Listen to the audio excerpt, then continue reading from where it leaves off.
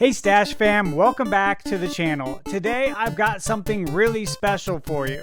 Roughly 15 minutes of gameplay footage from my full playthrough of the Good Old Days demo at PAX West. Now, this is brand new gameplay, and you'll see me hands-on with a title that you've probably never heard of until now, but trust me, it's one you're going to want to pay attention to. Now, before we dive in, let me show you guys this game right here. This is Goonies on Famicom, because the Good Old Days immediately reminded me of the Goonies on Famicom, which is why I had it on my list of games to play at PAX. And it's really not just in the passing. There are some very direct parallels, from the bomb-placed skull doors that hide keys to the way the adventure is structured and even the story. So I'll be breaking down all those connections in this video while showing you the full demo I played. And of course, before we get rolling, I just wanted to give a big thank you to Gravity Games for setting up a station for me at PAX West. You guys were very busy, and I appreciate you taking the time to give me the opportunity to capture this gameplay for everyone.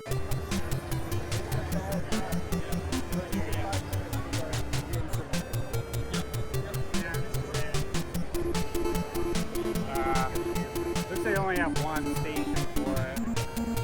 Oh, really good. That's the most overman of them all right here.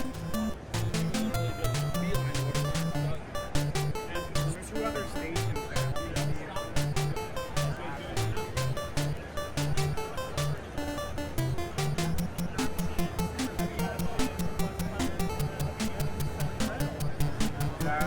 have one with the Good Old Days.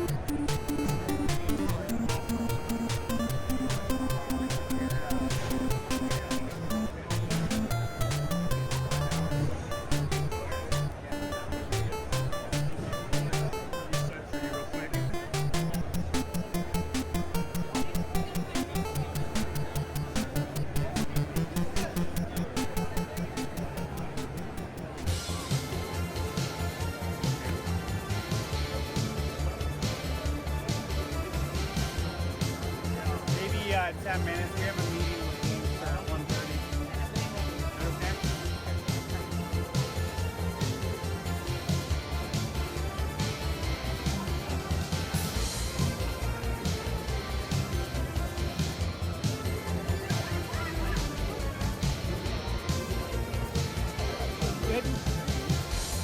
Alright friends, let's rewind the tape to the VHS era and talk about what this game is all about. The Good Old Days is a 2D Metroidvania style action-adventure dripping with nostalgia. The story takes place in the small rural town of Arostia during the year 19XX, a setting that immediately feels like it belongs in a classic 80s adventure film. You play as Sean, a young boy who dreams of going on a real adventure with his friends Hoodie, Bruce, and Doc, collectively known as the Noogies. One day, Sean comes home to find a debt collector waiting at his door.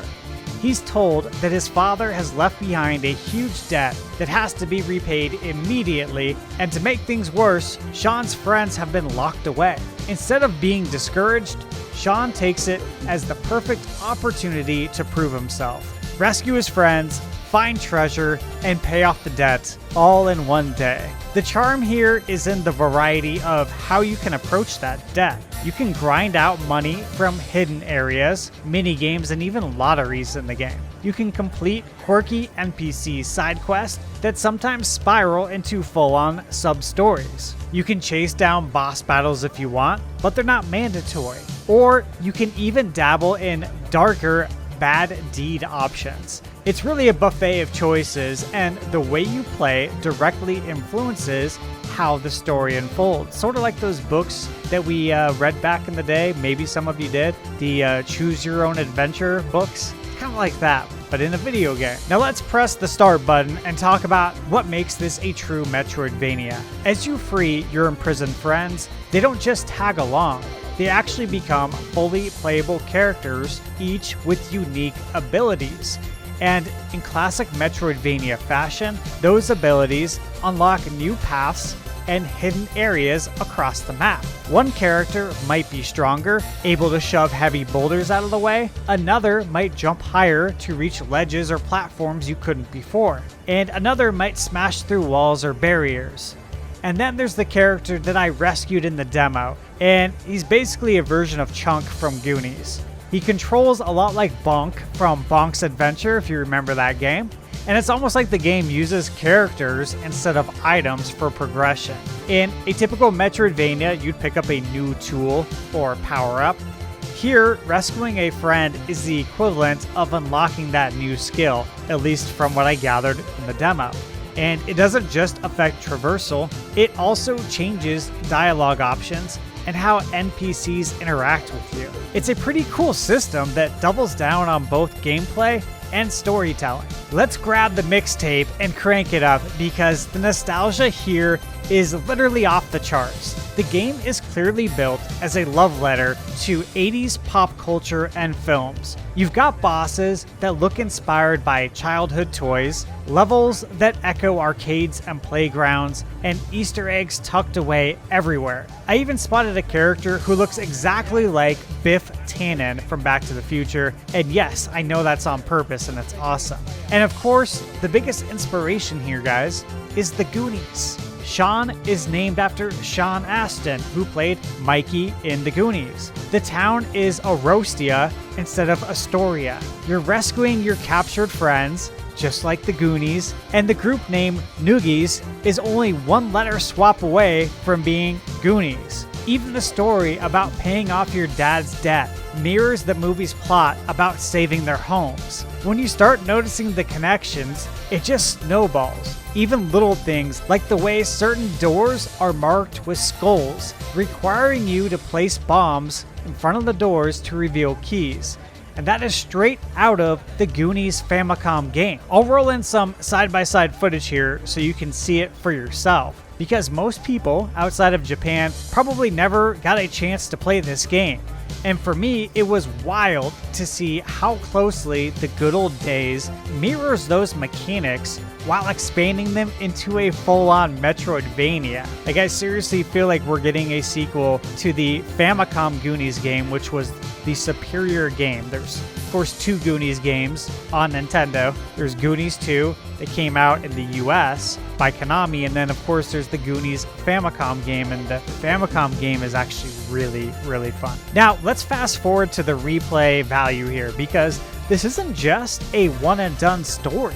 The game has multiple endings and a circular story structure where, again, every decision, which quests you do, who you talk to, how much money you gather, even the time of day, all shifts the narrative. Each ending loops naturally back into the beginning, encouraging another playthrough with different outcomes. It's the kind of system where no 2 runs will feel the same, and it gives that extra incentive to go back and see what you missed. And I really like that, because we don't usually get a ton of replay value like this in this kind of game. Now, let's hit pause and talk about why this clicked so hard for me. As an 80s kid who grew up on the NES and absolutely loved the Goonies movie, I still do. I have a Goonies poster up in my arcade here at the house. And the first time I ever played the Goonies Famicom game was actually at my local Pizza Hut on a Play Choice 10 cabinet. And this game